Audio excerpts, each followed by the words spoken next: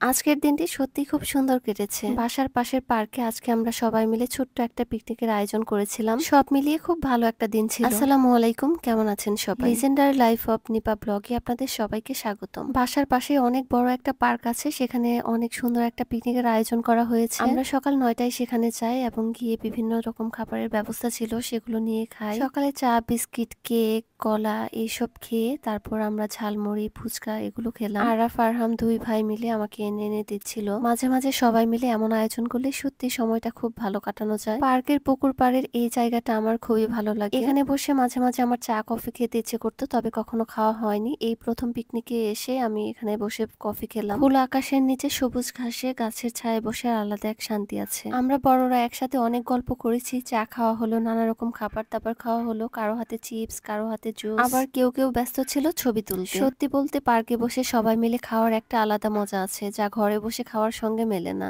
বাচ্চারা একদম দৌড়ঝাঁপ শুরু করে দিল, কেউ দোলনায় উঠছে, কেউ আবার স্লাইডে নামছে, কেউ একদম দৌড়ে যাচ্ছে লুকোচুরি খেলতে। ওদের হাসি খুশির আওয়াজে পুরো পার্কটা মুখর হয়ে উঠেছিল। আমি শুধু বসে বসে ওদের খেলা দেখছিলাম আর মনে হচ্ছিল শিশুরা সত্যি আনন্দের উৎস। এখানে ছোটদের জন্য দৌড় প্রতিযোগিতার আয়োজন করা হয়েছিল।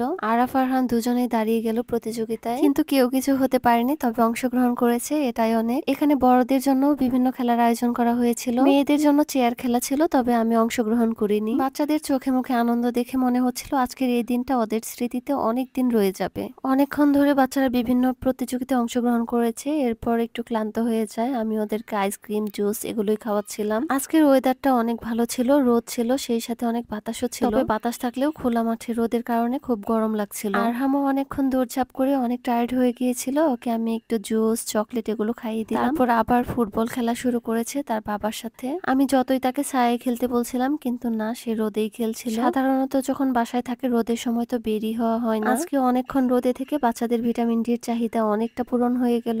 এমনিতেও যখনই আমার বাসায় রোদ আসে তখনই আমি ওদেরকে রোদে নিয়ে বসে থাকি। রোদ আমাদের যতটা ভিটামিন দিতে পারে কোনো খাবারই কিন্তু সে চাহিদা পূরণ করতে পারে না। আজকের এই পিকনিক শুধু মজা নয়, এটা আমাদের পরিবারের জন্য এক ধরনের রিফ্রেশমেন্ট হয়ে গেল। ব্যস্ত জীবনে মাঝে মাঝে এরকম ছোট আয়োজন সত্যিই মন ভালো করে দেয়। দিনের শেষে যখন ঘরে ফিরছিলাম তখন মনে হচ্ছিল এমন একটা ছোট্ট আয়োজন আমাদের কতটা কাছে নিয়ে আসে। একসাথে সময় কাটানো, বাচ্চাদের আনন্দ ভাগাভাগি করা, এটাই আসল সুখ। আমি যখন খুব সুন্দর সময় কাটাই তখন ভিডিও করতে আমার একদমই ভালো লাগে না, তারপরও করে রেখেছি স্মৃতি সংরক্ষণের জন্য। বাচ্চারা যখন বড় হয়ে দেখবে তখন তাদের খুব ভালো লাগবে।